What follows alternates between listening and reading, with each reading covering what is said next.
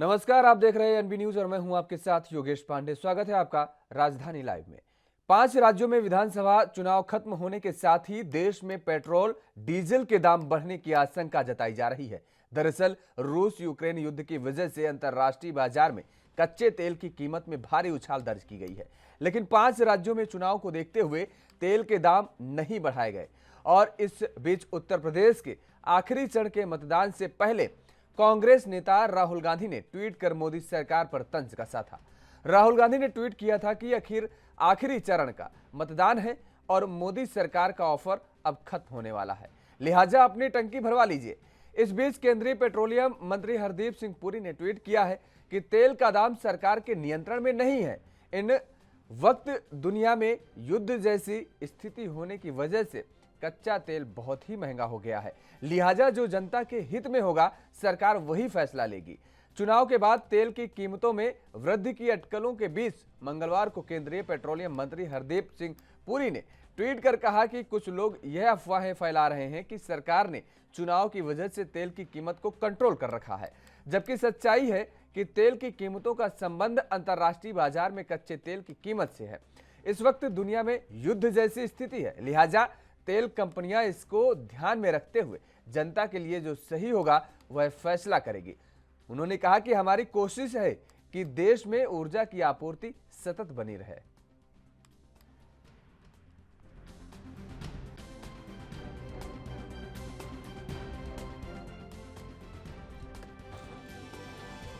तो पेट्रोल और डीजल के दामों को लेकर के राहुल गांधी ने ट्वीट किया था और केंद्र सरकार पर निशाना साधा था। दरअसल चुनाव का हवाला दिया गया था और कहा गया था कि अभी 5 राज्यों में चुनाव हो रहे हैं, इस वजह से पेट्रोल और डीजल के दाम स्थिर हैं, लेकिन अब जैसे ही चुनाव खत्म होंगे वैसे ही डीजल और पेट्रोल के दाम एक बार फिर से बढ़ने लगेंगे।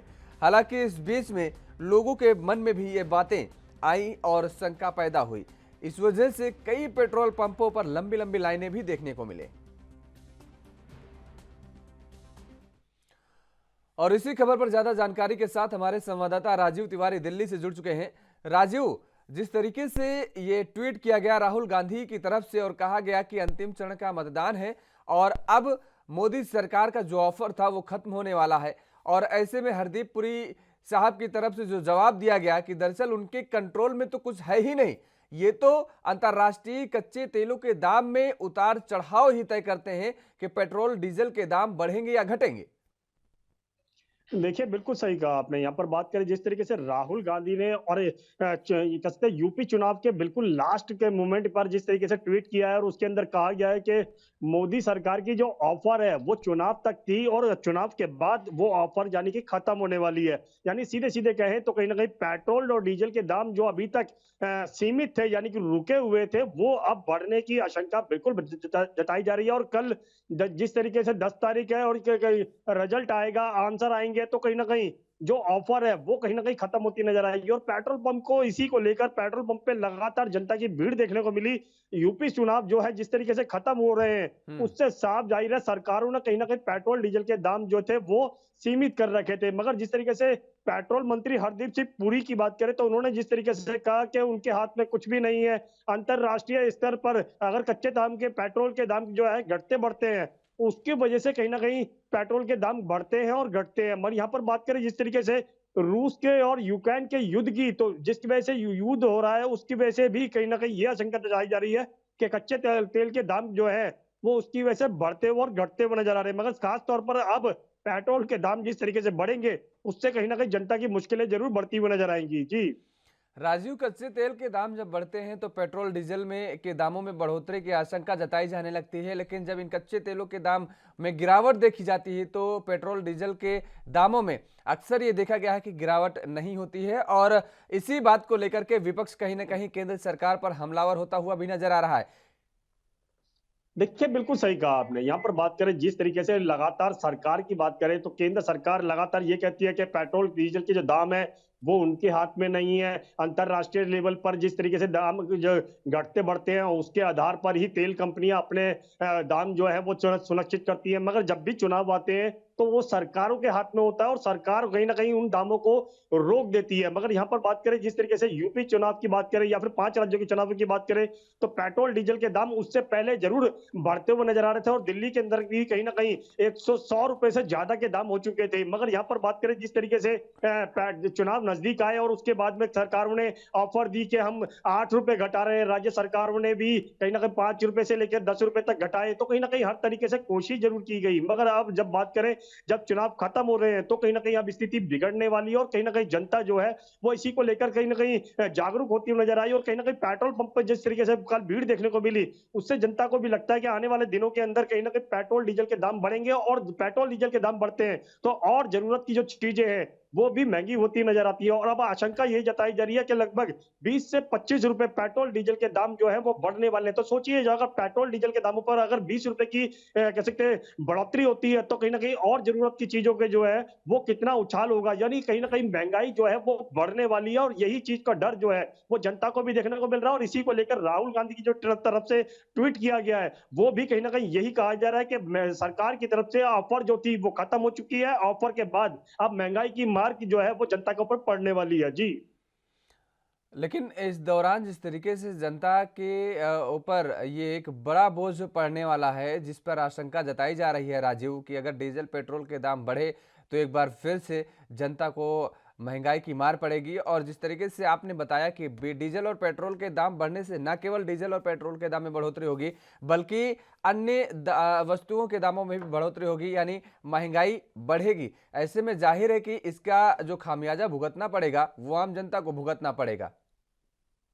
देखिए, बिल्कुल सही कहा आपने। अगर पेट्रोल, डीज़ल के दामों में अगर ₹1 की भी बढ़ोतरी होती है, तो कहीं न कहीं सीधा-सीधा उसका असर जो है, वो लगभग ₹10 का पड़ता है क्योंकि बाज़ारों के अंदर जो भी खाने-पीने की चीज़ें होती हैं, वो महँगी होती नज़र आती है और अभी भी जिस तरीके से अमूल दूध की तरफ से भी ₹2 की बढ़ोतरी की गई है और आने वाले दिनों के अंदर अगर पेट्रोल, डीज़ल के दाम बढ़ते हैं, तो उससे कहीं न कहीं और ज़रूरत की जो चीज़ें हैं, चाहे वो तेल हो, रसोई तेल हो या फिर कहें रसोई गैस हो या फिर कहें खाने-पीने की और चीज़ें हो, आटा हो, ये सभी चीज़ें जो है वो ट्रांसपोर्टेशन के द्वारा चलती हैं और कहीं न कहीं जब ट्रांसपोर्टेशन महँगा होता है तो कहीं न कहीं इन चीज़ों पर भी असर पड़ता हुआ नज़र आता है और जनता जो है वो कहीं न कहीं त्राहि-त्राहि करती हुई नज़र आती है। मगर जिस तरीके से अब चुनाव खत्म हो रहे हैं और उसके बाद में अब आशंका जताई जा रही है 20 से 25 रुपए की बढ़ोतरी की जा सकती है पेट्रोल, डीज़ल के अंदर, तो कहीं न कहीं उसका जो असर है वो सीधे-सीधे ज़रूरत की चीज़ है यानी कि रसोई के ऊपर पड़ता हुआ नज़र आएगा और जनता जो है वो परेशान होती हुई नज़र आएगी। और इसी को लेकर जिस तरीके से राहुल गांधी ने ट्वीट किया और उसके बाद में कह सकते हैं हरदीप सिंह पुरी जो है पेट्रोल मंत्री है, उन्होंने भी अपनी तरफ से क्या कह सकते हैं जनता को संतुष्ट करने की कोशिश की कि उनके हाथ में कुछ भी नहीं है। अंतरराष्ट्रीय लेवल पर जो अगर दाम बढ़ते घटते हैं, हम्म। तो कहीं न कहीं सरकारों को बढ़ाने पड़ते हैं। मगर यहाँ पर बात करें अगर दाम घटते हैं, तो केंद्र सरकार की तरफ से कभी भी दाम नहीं घटाए जाते हैं, सिर्फ़ 1 या 2 रुपए की सिर्फ़ कटौती की जाती है। हम्म। मगर यहाँ पर कहीं न कहीं जिस तरीके से आशंका जताई जा रही है कि 20 से 25 रुपए बढ़ेंगे, तो सोचिए और ज़्यादा महँगाई जो है वो जनता के ऊपर ही पड़ने वाली है। जी। बिल्कुल, लेकिन एक चीज़ और यहाँ पर देखने को मिल रही है राजीव कि जिस तरीके से सरकारें ये कहती हैं कि दरअसल ये हमारे हाथ में नहीं है। चुनाव के दौरान जब इनमें बढ़ोतरी नहीं होती है डीज़ल और पेट्रोल के दामों में, तो कहीं न कहीं सवाल तो उठना लाज़मी है और जैसे ही चुनाव खत्म होते हैं उसके बाद इनमें बढ़ोतरी हो जाती है। पश्चिम बंगाल के दौरान चुनाव के दौरान देखा गया कि जितने दिनों चुनाव था उतने दिनों कहीं न कहीं डीज़ल पेट्रोल के दामों में कोई इज़ाफ़ा नहीं हुआ और जैसे ही चुनाव खत्म हुए उसके बाद एकाएक बढ़ने लगे। और वैसे ही अभी जिस तरीके से 5 राज्यों में चुनाव हो रहे थे, देखिए स्थिर थे रेट और जैसे ही अब चुनाव खत्म होंगे, नतीजे आ जाएँगे, उसके बाद अब ये जो आशंका जताई जा रही है, ज़ाहिर तौर पर है डीज़ल पेट्रोल के दाम स्थिर नहीं रहेंगे, उनमें बढ़ोतरी होनी ही होनी है। तो ऐसे में ये कैसे जनता विश्वास करे कि वास्तव में सरकार के हाथ में नहीं है? अगर सरकार के हाथ में नहीं होता, चुनाव के दरमियान भी बढ़ सकते थे डीज़ल पेट्रोल के दाम। देखिए, बिल्कुल सही कहा आपने। यहाँ पर बात करें जिस तरीके से जब भी चुनाव होते हैं, चाहे वो पश्चिम बंगाल की बात करें, 5 राज्यों के चुनाव की बात करें या और राज्यों के चुनावों की बात करें, तो जब भी चुनाव आते हैं तो सरकारें जो है वो पेट्रोल, डीज़ल के दामों को रोक देती है और यही चीज़ हर बार देखने को मिलती है, चाहे वो पश्चिम बंगाल के चुनाव थे, उस समय भी यही देखने को मिला था। अब 5 राज्यों के चुनाव है तो उसके अंदर भी यही देखने को मिला। मगर जब बढ़ोतरी होती है तो कहीं न कहीं उसके बाद में ही होती है, यानी चुनाव का समय जब भी नहीं होता है, तो उसके बाद में ही बढ़ोतरी की जाती है। अगर चुनाव सरकारों के हाथ में नहीं नहीं है तो चुनाव के समय भी यही पेट्रोल के दाम जो है वो तेल कंपनियां अपने आप बढ़ा सकती हैं। मगर यहाँ पर बात करें जिस तरीके से पेट्रोल डीजल के दाम आप बढ़ने वाले हैं और आशंका भी जताई जा रही है, और जिस तरीके से राहुल गांधी ने भी ट्वीट कर दिया हम्म। कि केंद्र सरकार की जो ऑफर थी वो अब खत्म होने वाली, तो सीधे सीधे कहीं ना कहीं जनता के ऊपर बिल्कुल फर्क पड़ने वाला है, और जनता इस चीज को समझ भी रही है। और हर बार यही चीज उनके सामने आती है कि जब भी चुनाव होते हैं तो पेट्रोल डीजल के दाम रुक जाते हैं, और जब पेट्रोल डीजल के जब चुनाव निकल जाते हैं तो पेट्रोल डीजल के दाम जो है वो बढ़ जाते हैं। तो कहीं ना कहीं जनता को भी बिल्कुल लगता है कि सरकारों के हाथ में सब कुछ है,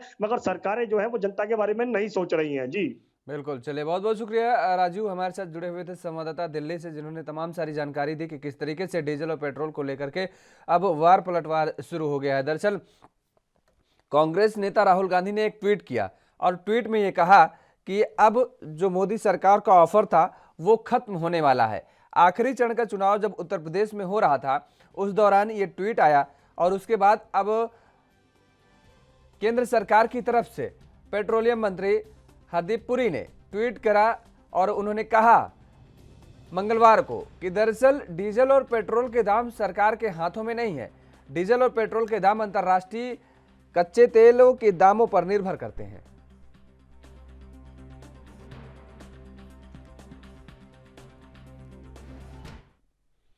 और महाराष्ट्र विधानमंडल के चल रहे बजट सत्र के बीच आयकर विभाग ने मंगलवार को राज्य के उप मुख्यमंत्री अजीत पवार, परिवहन मंत्री अनिल परब व पर्यटन मंत्री आदित्य ठाकरे के करीबियों के घरों पर छापा मारा।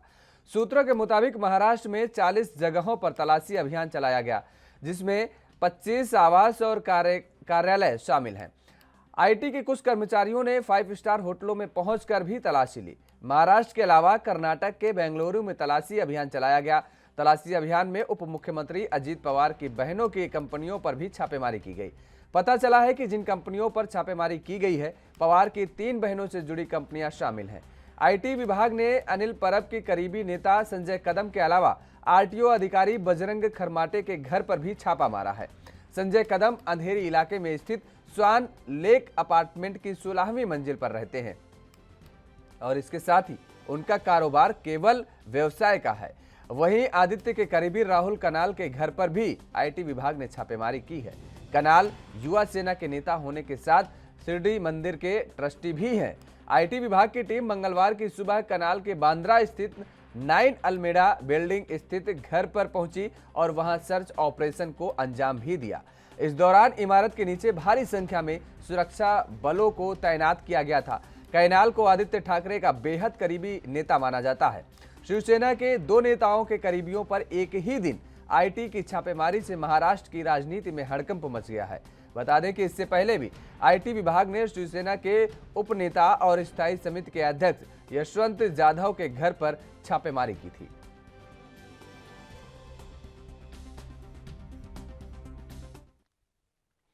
खबरों में आगे बढ़ेंगे, लेकिन यहां पर रुकते हैं एक छोटे से ब्रेक के लिए। ब्रेक के बाद फौरन हाजिर होते हैं।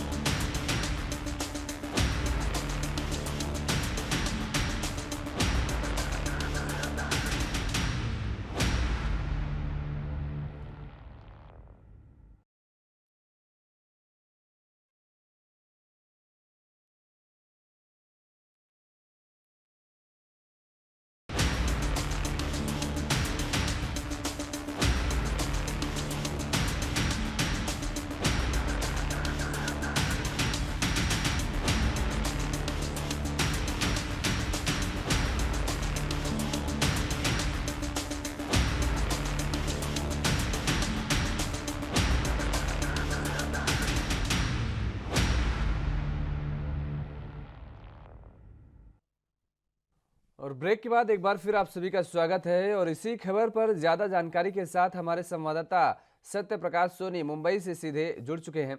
सत्य प्रकाश, जिस तरीके से ये मुंबई में आईटी की तरफ से छापेमारी की गई और इसमें जो बताया गया कि शिवसेना के 2 नेताओं के घर पर एक ही दिन छापेमारी की गई, क्या कुछ जानकारी है इस पर और कुछ और अपडेट क्या है? देखिए योगेश जी,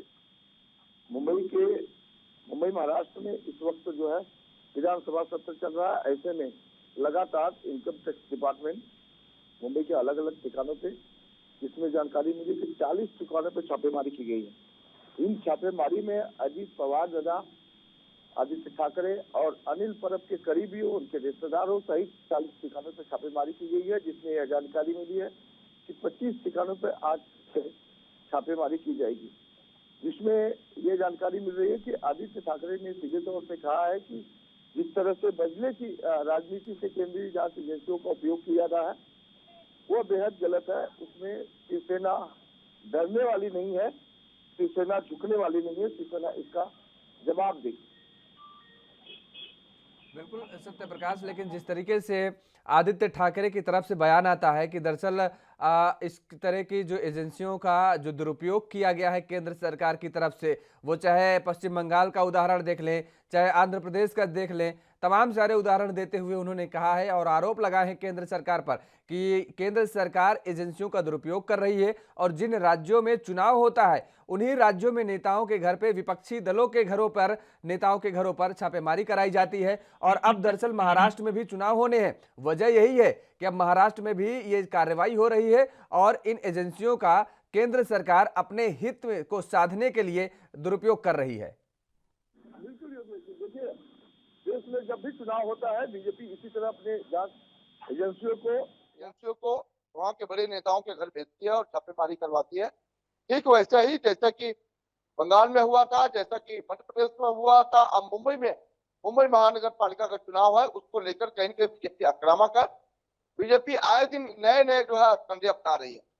जिस तरह से विधान सत्र के दौरान लगातार डिपार्टमेंट लगातार मुंबई के तमाम बड़े शिवसेना के नेताओं के घर छापेमारी कर रही है।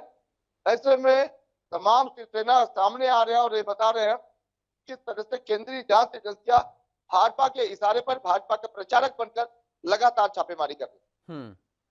बिल्कुल, अगर वहीं पिछले महीनों का भी जिक्र करें तो जिस तरीके से शिवसेना नेता यशवंत जाधव के घर पर भी छापेमारी की गई और क्योंकि उनकी पत्नी को ये बताया जाता है कि वो एक लेखा जोखा जिस तरीके से काफी रखती हैं और ऐसे में ये भी आरोप लगाया गया शिवसेना की तरफ से दरअसल कि महाराष्ट्र सरकार को अस्थिर करने के लिए ये सारी कार्रवाइयां की जा रही हैं और केंद्र सरकार इन एजेंसियों का दुरुपयोग कर रही है। इसके बाद हालांकि जब निर्मला सीतारमण का उस दौरान बयान भी आया था, उन्होंने कहा था दरअसल ये आरोप सारे निराधार हैं, शिवसेना जो आरोप लगा रही है इनमें कोई बारूद है ही नहीं।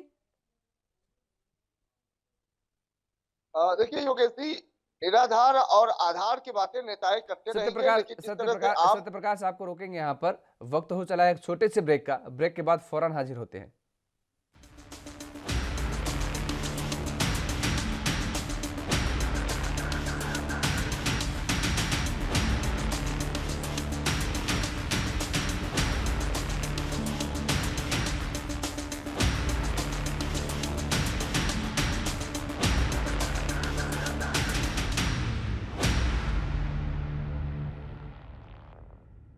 तो ब्रेक के बाद एक बार फिर आप सभी का स्वागत है। हमारे साथ सत्य प्रकाश सोनी लगातार बने हुए हैं। सत्य प्रकाश, यही हम पूछ रहे थे कि जिस तरीके से पिछले दिनों भी शिवसेना नेता जो के यहाँ छापेमारी की गई और उस यशवंत जाधव के घर पर, उनकी पत्नी भी विधायक हैं यामिनी जाधव, ऐसे में जिस तरीके से ये आरोप लगाए गए उस दौरान शिवसेना और राजपा की तरफ से, दोनों लोगों की तरफ से ये कहा गया कि दरअसल सरकार को अस्थिर करने के लिए ये सारे हथकंडे अपनाए जा रहे हैं। और उस दौरान जिस तरीके से केंद्र सरकार की तरफ से जो बयान आया था, जो कि निर्मला सीतारमण ने कहा था कि दरअसल ये केवल आरोप जो लगाए जा रहे हैं वो बेबुनियाद हैं और ये इसमें कोई दम नहीं है। बिल्कुल योगेश जी, देखिए नेताओं का काम है अपने बातों को सही साबित करना और विपक्ष को गलत साबित करना। सीधे तौर पर मुंबई महाराष्ट्र में दिखाई दे रहा है कि किस तरह से लगातार केंद्रीय जांच एजेंसियां मुंबई में शिवसेना के कई नेताओं को टारगेट कर रही हैं। जिस तरह से एनसीपी के नेता नवाब मलिक के यहाँ ईडी की जो है छापेमारी की गई, उसके बाद बिना समन के उन्हें दफ्तर ले जाया गया जहां उनकी गिरफ्तारी की गई। उसके बाद से लगातार शिवसेना भी आक्रामक है, हालांकि हर सवाल का जवाब जो है शिवसेना दे रही है। ऐसे में इनकम टैक्स डिपार्टमेंट द्वारा यशवंत जाधव के घर छापेमारी की गई। उनके घर कोई दस्तावेज नहीं मिले थे, लेकिन बताया गया था 200 करोड़ रुपए मिले। इस तरह की जानकारी इनकम टैक्स विभाग ने दिया था, क्योंकि इनकम टैक्स विभाग का आरोप था कि यशवंत जाधव महानगर पालिका में अस्थायी समिति के अध्यक्ष है और कई बड़े टेंडर जो है वित्तीय लेन देन के चलते 25 करोड़ का गबन किया है। तो इस तरह का आरोप लगाया था। तो जाहिर तौर पर लगातार मुंबई में जिस तरह से महानगर पालिका चुनाव होने वाले हैं उसको लेकर शिवसेना पूरी तैयारियां कर रही है, लेकिन जिस तरह से बीजेपी बौखलाई हुई, बीजेपी के तमाम नेता जो है इस पर अब जवाब सवाब कर रहे हैं। हालांकि गिरीश सोमैया ने सीधे तौर पे कहा है कि अगर गड़बड़ है तो इनकम टैक्स डिपार्टमेंट को, शिवसेना को जवाब देना ही होगा, वित्तीय जानकारी देनी ही होगी। तो तमाम तरह के हथकंडे जो है कहीं न कहीं राजनेता अपनाते हैं। फिलहाल ये सारी चीजें जो है जनता के जहन में है, जनता देख रही है। लेकिन सत्य प्रकाश, दरअसल अब चुनावों को लेकर के अगर जिक्र करें तो मुझे लगता है कि जब से महाराष्ट्र सरकार में महाराष्ट्र में शिवसेना की अगुवाई में महाविकास अघाड़ी की सरकार बनी है, तब से मुझे लगता है कि महाराष्ट्र में हमेशा राजनीति में भूचाल रहा है, क्योंकि लगातार कोई ना कोई ऐसे मामले सामने आते रहे हैं जो कि तोल पकड़ते रहे हैं और पक्ष विपक्ष की तरफ से जोरदार और करारा हमला किया जाता था। ऐसे में वो चाहे नारायण राणे का जिक्र करें पिछले दिनों और उनके बेटे नीतीश राणा का जिक्र करें, वो भी उनको भी कई दफ़ा जिस तरीके से पूछताछ के लिए हिरासत में लिया गया। अगर शिवसेना के नेताओं का जिक्र करें तो इनके ऊपर भी तमाम सारे ऐसे नेता हैं जिनके ऊपर एजेंसियों की जांच चल रही है। तो ऐसे में ये हम कह सकते हैं कि महाराष्ट्र में दरअसल शिवसेना की अगुवाई में महाविकास अघाड़ी की सरकार जब से बनी है और तभी से महाराष्ट्र की राजनीति में भूचाल लगातार देखने को मिल रहा है। और ये आरोप शिवसेना की तरफ से लगातार लगाए जा रहे हैं कि वही बात जो मैंने पहले भी कही कि सरकार को अस्थिर करने के लिए। बिल्कुल योगेश जी, ये बात किसी से छुपी नहीं है कि जब से महाविकास अघाड़ी सरकार बनी है तब से बीजेपी लगातार किसी न किसी तरह से महाविकास अघाड़ी सरकार को या तो बदनाम करने की कोशिश कर रही है या फिर भ्रष्टाचार के आरोप में उन्हें जेल भिजवाने की कोशिश कर रही है। ऐसे में एक बार फिर से नया हथकंडा अपनाया गया है जिसमें बताया गया है कि इनकम टैक्स विभाग द्वारा लगातार मुंबई में अलग अलग ठिकानों पर छापेमारी की गई, जिसमें अजीत दादा पवार की 3 बहनों के घर और उनके जो फैक्ट्रियां हैं वहां भी छापेमारी की गई। इसके अलावा 5 स्टार होटलों में भी छापेमारी की गई है। तो जाहिर तौर पर शिवसेना का संबंध, शिवसेना के बड़े नेताओं का संबंध जिन जिन लोगों से है, जिन जिन दफ्तरों से है, वहां छापेमारी की गई है। हालांकि देर रात तक यह छापेमारी चली है। आज यह माना जा रहा है कि एक बार फिर से जो है छापेमारी जारी रहेगी, लेकिन लगातार शिवसेना के बड़े नेताओं के बयान आ रहे हैं। ऐसे में आदित्य ठाकरे ने कल ही कह दिया था कि जिस तरह से लगातार केंद्रीय जांच एजेंसियां बीजेपी की प्रचारक बनी हुई है, ऐसे में यह गलत है। लेकिन इस कार्रवाई से न शिवसेना झुकेगी, हमारा झुकेगा। बिल्कुल, चलिए बहुत बहुत शुक्रिया तमाम सारी जानकारी देने के लिए। सत्य प्रकाश सोनी हमारे साथ मुंबई से संवाददाता जुड़े हुए थे, जिन्होंने बताया कि किस तरीके से शिवसेना के नेताओं के घर में आईटी विभाग के जो अधिकारी हैं वो लगातार जो रेड कर रहे थे और आज भी ऐसी आशंका जताई जा रही है कि आज भी छापेमारी की कार्रवाई हो सकती है। यहाँ पर रुकते हैं एक और छोटे से ब्रेक के लिए। ब्रेक के बाद फौरन हाजिर होते हैं।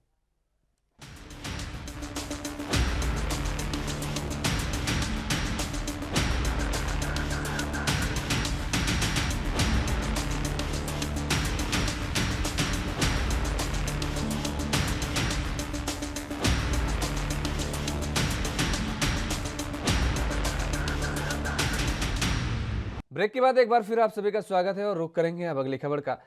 कैबिनेट मंत्री व कांग्रेस के प्रवक्ता राजकुमार वेरका ने विभिन्न एजेंसियों के एग्जिट पोल को नकार दिया है। वेरका का कहना है कि इससे पहले भी एग्जिट पोल गलत साबित होते रहे हैं। कैबिनेट मंत्री ने दावा किया कि कांग्रेस 60 सीटें लेकर के सरकार बनाएगी। बता दें कि अधिकतर एग्जिट पोल ने पंजाब में आम आदमी पार्टी को बहुमत मिलने का दावा किया है।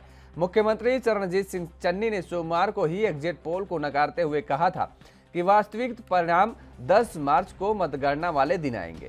कांग्रेस भवन में पत्रकारों के साथ बातचीत करते हुए वेरका ने इस बात को स्वीकार किया कि 2017 के मुकाबले 2022 में कांग्रेस की सीटें कम आ रही हैं। 2017 में कांग्रेस 77 सीटें जीतकर विधानसभा में पहुंची थी, जबकि इस बार कुछ सीटें कम हो सकती हैं। उन्होंने दावा किया कि कांग्रेस को 60 सीटें मिल रही हैं। पूर्व मुख्यमंत्री राजिंदर कौर भट्टल की ओर से आम आदमी पार्टी के साथ गठबंधन करके सरकार बनाने की संभावनाओं को खारिज करते हुए वेरका ने कहा कि पार्टी स्तर पर इस तरह की कोई बातचीत नहीं हुई है। यह किसी की निजी राय हो सकती है, लेकिन पार्टी में ऐसी कोई चर्चा नहीं है। एग्जिट पोल में आम आदमी पार्टी को बहुमत देने का गलत बताते हुए कहा कि यह सब मनगढ़ंत आंकड़े हैं। 2017 में भी ऐसा ही कुछ देखने को मिला था। पंजाब के किस हिस्से में कांग्रेस को कितनी सीटें मिलेंगी के संबंध में सवाल पर वेरका ने कहा कि माझा और में 15-15 और मालवा में पार्टी को 30 सीटें मिलेंगी।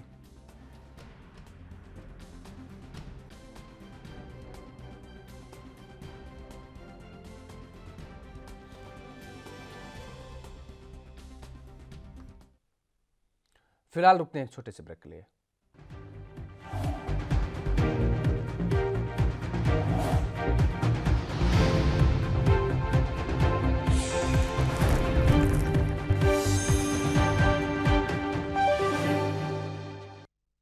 ब्रेक के बाद एक बार फिर आप सभी का स्वागत है और इसी खबर पर ज़्यादा जानकारी के साथ हमारे साथ संवाददाता अमित कुमार फोन लाइन पर जुड़ चुके हैं।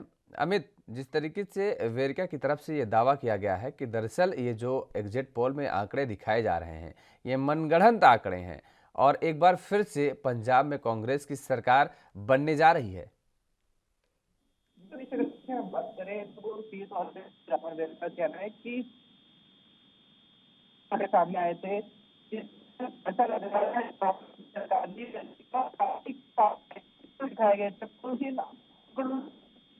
से उससे विपरीत क्या हम कह सकते हैं कि रिजल्ट आया था और क्लियर मेजॉरिटी में कांग्रेस सरकार आई थी। तो इस बात को, चीज को एज ए प्रूफ को पेश करते हुए नजर आया। उनका कहना है कि एक एजेंडा सेट करने के तहत कि जो लोग जिन्हें ग्राउंड रियलिटी के बारे में नहीं पता, जो अपने अगर हम कहें कि बड़े बड़े ऑफिस में बैठ के ये एग्जिट पोल्स तैयार किए जाते हैं और जो एक्चुअल में ग्राउंड रियलिटी है वो उन्हें उसके बारे में नहीं पता।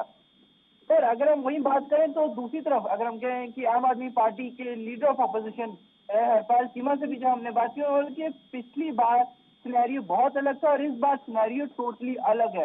पिछली बार जहाँ पे आम आदमी पार्टी पहली बार कंटेस्ट कर रही थी तो इस बार आम आदमी पार्टी पूरी तैयारी से गई थी, लोगों के बीच में बिल्कुल हम कहें ग्राउंड लेवल तक गई है। और तीसरी एक चीज क्लियर कर चुके हैं, लोगों को बदलाव चाहिए और वो बदलाव लोग आम आदमी पार्टी में ही देखते हैं। नहीं, उनके जब ये भी बात की गई थी कांग्रेस की तरफ से, या फिर हम कहें कि जो कांग्रेस की पूर्व मुख्यमंत्री भट्टल की तरफ से जो स्टेटमेंट दी गई थी, अगर जरूरत पड़ी तो आम आदमी पार्टी से अलायंस भी हो सकती है, तो इस पे उन्होंने सीधे तौर पर नकार दिया कि वो ना कांग्रेस की कोई मेजर प्रवक्ता है, ना ही उनकी आम आदमी पार्टी से कोई बातचीत हो रही है। तो इस चीज को उन्होंने एक तरह से सिरे से नकार दिया है। पर अभी आंकड़ों की गेम चल रही है और ये देखना होगा कि कल किसकी झोली में अगर हम कहें कि लोग पंजाब की सरकार देते हैं। जी बिल्कुल, लेकिन अमित यहाँ पर देखने को अगर ये किया जाए कि वास्तव में जिस तरीके से अगर पिछली दफ़ा का जिक्र करें 2017 के जो आंकड़े बताए गए थे उनमें कहीं ना कहीं एक बहुत बड़ा अंतर देखने को मिला था एग्जिट पोल को लेकर के, कि जो एग्जिट पोल में जो आंकड़े बताए गए थे और जो वास्तविक रिजल्ट आए थे। अन्य जगहों का अगर जिक्र करें, बिहार का भी जिक्र कर लें, पश्चिम बंगाल का भी अगर जिक्र कर लें, महाराष्ट्र का जिक्र कर लें, तो ये तो कहीं ना कहीं वेरका जो बात कह रहे हैं इसमें थोड़ा बहुत तो दम दिख रहा है। जी बिल्कुल योगेश, अगर हम देखें तो आंकड़ों में इस बार काफी ज्यादा अंतर नजर आ रहा है। पहले जहां पे अगर हम एग्जिट पोल्स की बात करते थे तो काफी हद तक सटीक नजर आते थे, पर अगर पिछली 2 बार के इलेक्शन से हम देखेंगे, पिछली बार के इलेक्शन के दौरान टाइम पीरियड के बीच हम देखते हैं जितने एग्जिट पोल्स आए हैं वहां पर कहीं ना कहीं मेजॉरिटी से अलग रिजल्ट पहले नजर आता है। अगर हम बात करें कि इलेक्शन के दौरान जो सिनेरियो होता है और इलेक्शन के बाद जो रिजल्ट या वर्डिक्ट एग्जिट पोल्स दर्शाते हैं उसमें काफी मेजर डिफरेंस है। खुद राजपाल वेरका ने एक बड़ा एग्जाम्पल यही दिया था कि आप देखें कि ममता बनर्जी की सरकार को सिर्फ 50 सीटें दी गई थी वेस्ट बंगाल में, और वहीं दूसरी तरफ अगर हम बात करें पर वहां पर वो क्लियर मेजॉरिटी पे आई। तो देख सकते हैं कि सिनेरियो बना रहता है, पर एक हाँ हम ये कह सकते हैं कि सिनेरियो जरूर चेंज होता है, क्योंकि अभी भी कहीं ना कहीं एग्जिट पोल्स के मायने हैं, लोग इन चीजों को कंसिडर करते हैं और इनकी वैल्यू ओपिनियन एग्जिस्ट करती है। शायद इसी के चलते हम कह सकते हैं कि इन ओपिनियन पोल्स की, एग्जिट पोल्स की वैल्यू है, तभी शायद राजकुमार वेरका ने इसके ऊपर स्पष्टीकरण दिया, वो क्लियरली लोगों के सामने आए हैं और चीज क्लियर की है कि ये सीधे सीधे एग्जिट पोल गलत। और कल पंजाब के ही लोग सीधे तौर पर बताएंगे कि उनको क्या चाहिए और किन की झोली में उन्होंने पंजाब की सरकार दी है। जी लेकिन वेरका ने एक चीज और बात स्वीकारी है। उन्होंने जिस तरीके से कहा कि दरअसल कांग्रेस की सरकार तो पंजाब में बनेगी लेकिन सीटें इस बार कम आएंगी। उन्होंने 60 सीटों का ये दावा किया है कि 60 सीटों के साथ हम सरकार बनाएंगे। जी बिल्कुल, यहाँ पे जरूर राजकुमार वेरका कहते हुए नजर आए कि उन्होंने अपनी, अगर हम कहें कि माजा मालवा दुआबा, उन्होंने 30-15-15 का आंकड़ा दिया है जिसमें वो बोल रहे हैं कि 60 सीटों के साथ एक कंफर्टेबल सरकार वो बनाते हुए नजर आएंगे। ऑल ओवर उन्होंने इस चीज को माना है कि आम आदमी पार्टी ऑल ओवर 30 सीटें लेके जाएगी। ये चीज उन्होंने अपनी तरफ से क्लियर की कि 30 सीट पे उनको भी लगता है कि आम आदमी पार्टी है कि कांग्रेस ही बनाएगी। पर सवाल ये भी उनसे पूछा गया था कि अगर बाई चांस मेजोरिटी पे नहीं आती तो क्या अलायंस हो सकता है, तो इस पर उन्होंने कोई ऐसा क्लियर रिस्पॉन्स नहीं दिया। उन्होंने ये चीज क्लियर नहीं की है कि अलायंस होगा कि नहीं। जी बिल्कुल, ये क्लियर नहीं किया है अलायंस होगा कि नहीं होगा, लेकिन कहीं ना कहीं अगर बात उठी है तो मुझे लगता है कि कोई चर्चा तो हुई होगी, तभी ये बात उठी है और कांग्रेस के दिग्गज नेता ने ये बातें कही हैं। किसी मामूली नेता ने कोई बातें ऐसे नहीं कहा है कि किसी प्रवक्ता ने बातें नहीं कही हैं। तो ऐसे में बिल्कुल जाहिर तौर पर है कहीं से कोई बात चर्चा हुई होगी। अमित, आप बने रहिए हमारे साथ, यहाँ पर रुकते हैं एक छोटे से ब्रेक के लिए, ब्रेक के बाद फौरन हाजिर होते हैं।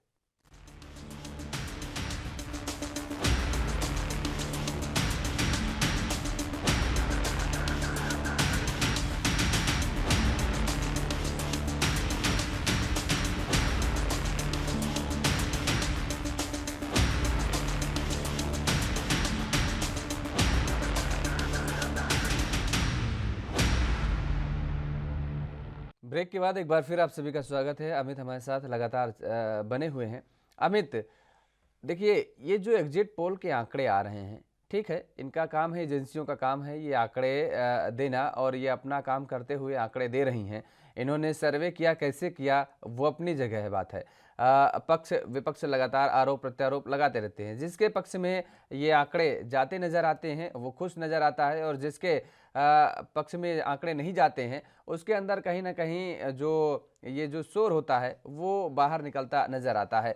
वास्तव में आपने जीरो ग्राउंड पर रिपोर्टिंग की है, आपने देखी हैं चीज़ों को, आपने जनता के मन को टटोलने की कोशिश की है, मतदाताओं को समझने की कोशिश की है। ऐसे में वास्तव में अगर पंजाब के सियासी समीकरण को जिक्र करें तो क्या लगता है कि पंजाब की जनता ने किसको आशीर्वाद देने का मन बनाया है और किसको दिया होगा? योगेश, अगर हम लोग ऑल ओवर सिनेरियो कंसिडर करते हैं और लोगों से जो चीज हमने बात की है, लोगों से जो ओपिनियन लिए हैं, उस पर जो चीज क्लियर मेजोरिटी में किसी को प्रेफरेंस नहीं है। आज तक हम ये नहीं कह सकते कि एक पर्टिकुलर पार्टी है कि जिसको लोग फेवर कर रहे हैं। मैं इलेक्शन से पहले की बात करता हूँ कि जहाँ अगर हम कोरोना काल की बात करें तो उस टाइम एक मेजोरिटी में स्ट्रेस नजर आ रही थी, जब लोगों को ज्यादा सपोर्ट करती कोरोना में जो पंजाब सरकार ने काम किया थी। पर उसके बाद की जो सरी हम बोलते हैं आपको कि जब इन फाइटिंग हुई, जब कैप्टन अमरिंदर सिंह को हटाया गया, उसके बाद नए सीएम लगाए गए, चरणजीत चन्नी लगाए गए, तो चरणजीत चन्नी को तो कहीं लोग जरूर लोगों ने पसंद करना शुरू कर दिया, पर जो गुडविल थी वो लगातार कम होती चलेगी। उसके बाद अगर हम कह सकते हैं कि टफ फाइट बनी, क्योंकि फाइटिंग चलती रही, नवजोत सिंह सिद्धू चन्नी के बीच में सबसे पहले वो क्या तो इन फाइट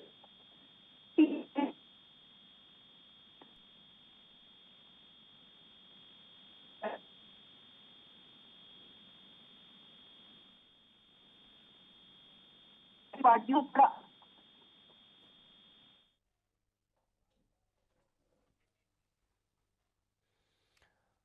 तो एग्जिट पोल के आंकड़ों को मनगढ़ंत बताए गए हैं कांग्रेस की तरफ से। कांग्रेस ने कहा है कि दरअसल ये बड़े बड़े ऑफिसों में बैठ करके एग्जिट पोल की जो एजेंसियां हैं वो इन आंकड़ों को जारी कर देती हैं, जीरो ग्राउंड पर जाने का काम नहीं करती हैं, लोगों और मतदाताओं के बीच में नहीं जाती हैं, इसलिए इन पर इनको भरोसा नहीं है। और यहाँ पर रुकते हैं एक छोटे से ब्रेक के लिए, ब्रेक के बाद फौरन हाजिर होते हैं।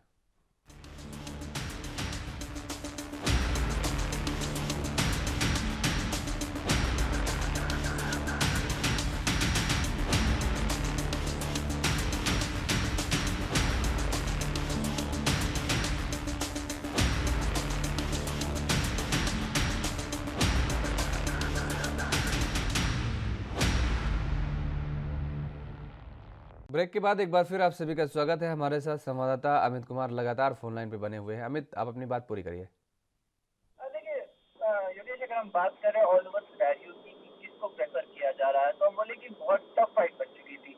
एक क्लियर मेजोरिटी में किसी की भी सरकार अगर हम कहें कि लोग प्रेफर करते नजर नहीं आ रहे थे, एक स्लाइट मार्जिन जगह तो आम आदमी पार्टी को लोग प्रेफर कर रहे थे, और उसका कई मेजर रीजन है। सबसे पहला मेजर रीजन मैं यही बोलूंगा कि आम आदमी पार्टी ने अपनी कैंपेन आचार संहिता लगने से कई पहले शुरू कर दी थी।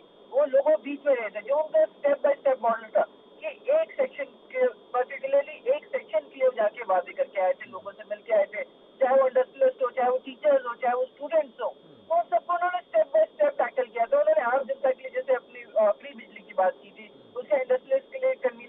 बात की थी, उसके टीचर्स के लिए उन्होंने बेटर एम्प्लॉयमेंट की बात की थी, एजुकेशन स्टैंडर्ड इंप्रूव करने की बात की थी, कि हॉस्पिटल्स में फ्री हेल्थ चेकअप की बात की थी और नए हॉस्पिटल्स बनाने की बात की थी।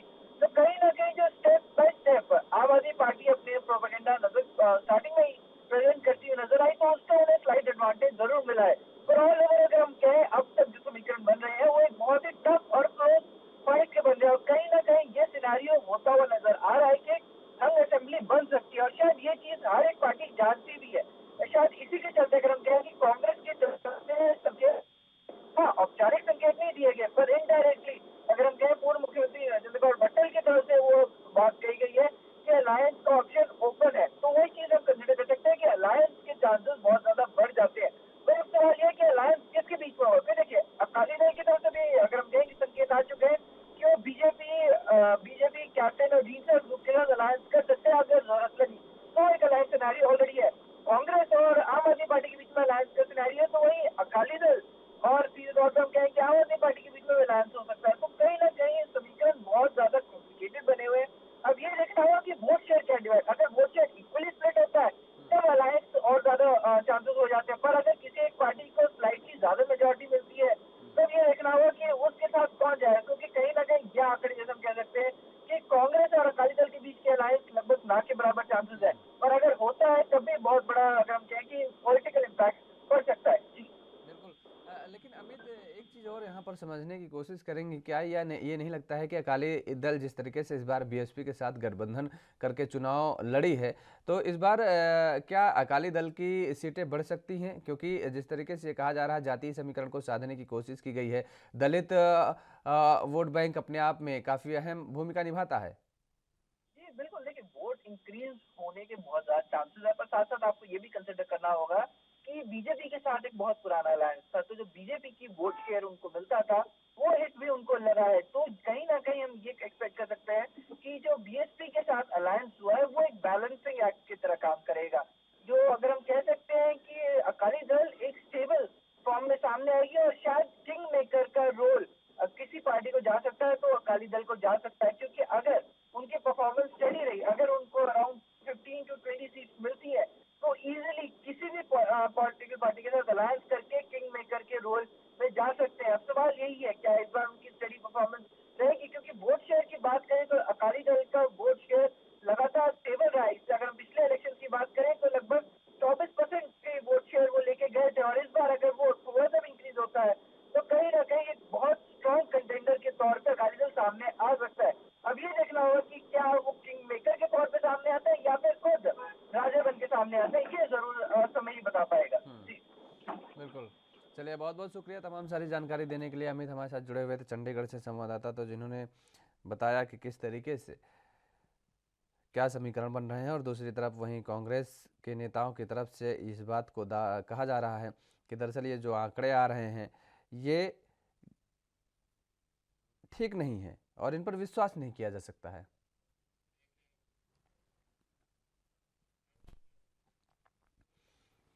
तो कांग्रेस नेता की तरफ से ये कहा जा रहा है, वेरका ने दावा किया है कि उत्तर प्रदेश में एक बार फिर से वो सरकार बनाने जा रहे हैं, और ये जरूर उन्होंने स्वीकार किया है कि सत्ता में आ जरूर रहे हैं, लेकिन सीटों में इस बार कुछ कमी देखने को जरूर मिलेगी। 60 सीटों के साथ सरकार बनाने का दावा किया है उन्होंने, और एग्जिट पोल को उन्होंने झूठे करार दिया है।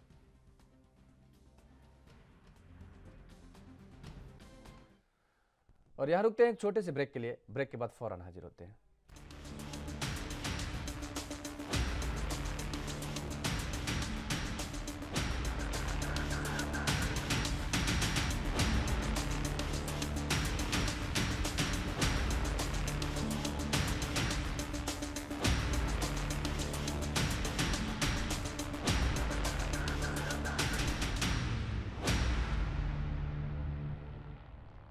और ब्रेक के बाद एक बार फिर आप सभी का स्वागत है। खबरों में आगे बढ़ेंगे। समाजवादी पार्टी और उसके गठबंधन सहयोगियों के डेलीगेशन चुनाव आयोग पहुंच गया। सपा गठबंधन के इस डेलीगेशन में प्रदेश अध्यक्ष नरेश उत्तम पटेल के साथ 4 अन्य नेता शामिल रहे।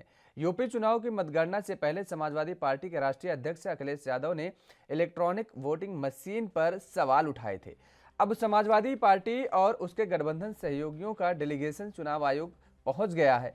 सपा और उसके गठबंधन सहयोगियों के इस डेलीगेशन में पार्टी के प्रदेश अध्यक्ष नरेश उत्तम पटेल, सुहेल देव पार्टी भारतीय समाज पार्टी के अध्यक्ष ओम प्रकाश राजभर के साथ ही 5 नेता शामिल रहे। बताया जा रहा है कि सपा का डेलीगेशन चुनाव आयोग से शिकायत करने पहुंचा था। गौरतलब है कि सपा के राष्ट्रीय अध्यक्ष अखिलेश यादव ने प्रेस कॉन्फ्रेंस कर ईवीएम को लेकर सवाल खड़े किए थे। अखिलेश यादव ने वाराणसी में ट्रक से ईवीएम ले जाने के मामले को लेकर कहा था कि ईवीएम एक जगह बदलने से पहले उम्मीदवारों को सूचना देनी होती है। अखिलेश ने कहा था कि बरेली और सोनभद्र में भी ईवीएम और बैलेट पेपर मिले हैं। अखिलेश ने सपा कार्यकर्ताओं से ईवीएम की निगरानी करने का आह्वान करते हुए दावा किया था कि जहां बीजेपी हार रही है, मुख्यमंत्री के प्रमुख सचिव जिलाधिकारियों को फोन कर स्लो काउंटिंग के लिए निर्देश दे रहे हैं।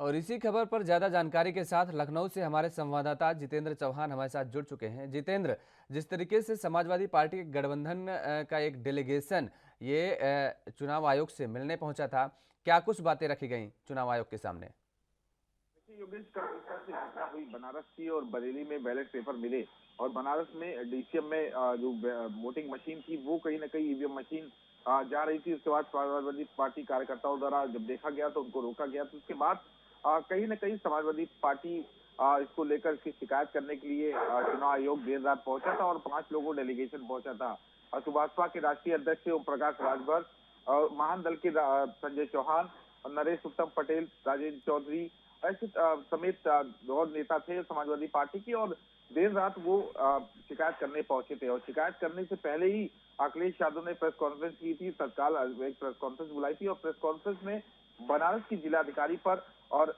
उत्तर प्रदेश के मुख्यमंत्री योगी आदित्यनाथ के प्रमुख सचिव हैं उन पर आरोप लगाए थे और साफ तौर पे कहा था कि उनपे ईवीएम मशीन में ये लोग घोटाला कर सकते हैं और कहीं ना कहीं वहां पर ईवीएम चोरी होने की आशंका भी है। और साफ तौर पे जिस तरह से बनारस की घटना हुई उस घटना पे भी उन्होंने कहा कि बनारस को डीएम को तत्काल प्रभाव से हटाया जाए और प्रमुख सचिव को साफ निर्देशित किया जा रहा है। प्रमुख सचिव मुख्यमंत्री के वो फोन कर रहे हैं जिलाधिकारी को वो वोटिंग वाले दिन जो मशीनें हैं उसको कहीं ना कहीं वो जो काउंटिंग है उसको धीमी कराई जाए। तो इस तरह के आरोप लगाए समाजवादी पार्टी भी है और कल इसको लेकर डेलीगेशन भी चुनाव आयोग से शिकायत करने पहुंचा था और वहां के जिलाधिकारी बनारस के कौशल राज उनको हटाने की मांग की गई है और साथ ही साथ निगरानी करने के लिए उन्होंने समाजवादी पार्टी के कार्यकर्ताओं को जनता का आह्वान किया है और उन्होंने साफ तौर पर कहा कि लोकतंत्र को बचाना है और हमें सबके लिए आगे आना होगा और ये जरूरी है क्योंकि भारतीय जनता पार्टी ने आरोप लगाया कि वो बेईमानी करने में उतरी है और जहां जहां चुनाव भारतीय जनता पार्टी की सीटें नहीं निकल रही वहां प्रमुख सचिव ने जिलाधिकारी से फोन करके कहा है, सभी जिलाधिकारी से फोन करके कहा है कि वहां पर जो काउंटिंग है उसको धीमी कराई जाए। तो इस तरह के तमाम आरोप लगाए समाजवादी पार्टी में और साफ तौर पे कल डेलीगेशन से जो चुनाव आयोग से मिलकर डेलीगेशन निकला, चाहे ओम प्रकाश राजभर हो, चाहे संजय चौहान हो, चाहे नरेश उत्तम पटेल और राजेंद्र चौधरी हो, सभी ने एक बात कही कि अगर इसके बाद भी चुनाव आयोग नहीं सुनता तो हम धरना स्थल पर धरना देंगे और कहीं ना कहीं इसके लिए हम चाहे लोकतंत्र को बचाने के लिए हमें कुछ भी करना पड़े वो हम करने के लिए तैयार हैं। काउंटिंग है और जिस तरीके से ये कहा गया है समाजवादी पार्टी के राष्ट्रीय अध्यक्ष की तरफ से भी निर्देश दिए गए हैं समाजवादी पार्टी के कार्यकर्ताओं को कि पोलिंग बूथ पर वह पहुंचे और उनमें कड़ी निगरानी रखें। इसके साथ ही एक बड़े आरोप और भी लगाए गए हैं कि भारतीय जनता पार्टी जिन सीटों पर हार रही है वो सीटों पर अधिकारियों को निर्देश दिए गए हैं कि वहां पर काउंटिंग स्लो कराई जाए। की बात है, कल प्रमुख सचिव मुख्यमंत्री पर आरोप लगाया है। अखिलेश यादव ने खुद समाजवादी पार्टी के राष्ट्रीय अध्यक्ष ने आरोप लगाया है प्रमुख सचिव मुख्यमंत्री पर कि वो जिलाधिकारियों को फोन कर रहे हैं जहां पर भारतीय जनता पार्टी की सीटें नहीं निकल रही। आजमगढ़ की उन्होंने बात करी कि आजमगढ़ में हम जीत रहे हैं, ऐसे कई अपने प्रत्याशी की बात करी कि हम यहाँ पर जीत रहे हैं। वहां के जिलाधिकारी को फोन करके कहा जा रहा है कि जिस समय काउंटिंग होगी उस समय काउंटिंग को स्लो कराया जाए और देर रात तक की काउंटिंग कराया जाए ताकि बेईमानी हो सके। इस तरह का आरोप लगाया अखिलेश यादव ने और साफ तौर पे कहा है कि और अब समाजवादी पार्टी के कार्यकर्ताओं से नेताओं से ये बात कही है कि वो निगरानी करे क्योंकि 24 घंटे का वर्ष बचा है योगेश और कल किस्मत का फैसला हो जाएगा कि उत्तर प्रदेश में किसकी सरकार बनेगी। उसको देखते हुए उन्होंने कहा कि ज्यादा दिन नहीं है और इसके लिए समाजवादी दरअसल उत्तर पार्टी प्रदेश की सत्ता कौन संभालेगा और सत्ता का ताज कौन पहनेगा। बहुत बहुत शुक्रिया तमाम सारी जानकारी देने के लिए। जितेंद्र हमारे साथ जुड़े हुए थे लखनऊ से संवाददाता। तो जिस तरीके से उत्तर प्रदेश में सियासी सरगर्मियां अभी भी थमने का नाम नहीं ले रही हैं, चुनाव भले ही हो गए हैं लेकिन अब काउंटिंग को लेकर के लगातार जिस तरीके से समाजवादी पार्टी की तरफ से आरोप लगाए जा रहे हैं और भारतीय जनता पार्टी इस बात को लगातार कह रही है कि दरअसल ये आरोप निराधार हैं। इस बुलेटिन में फिलहाल मेरे साथ इतना ही। देश और दुनिया की तमाम खबरों के लिए आप बने रहिए ANB न्यूज़ के साथ। नमस्कार।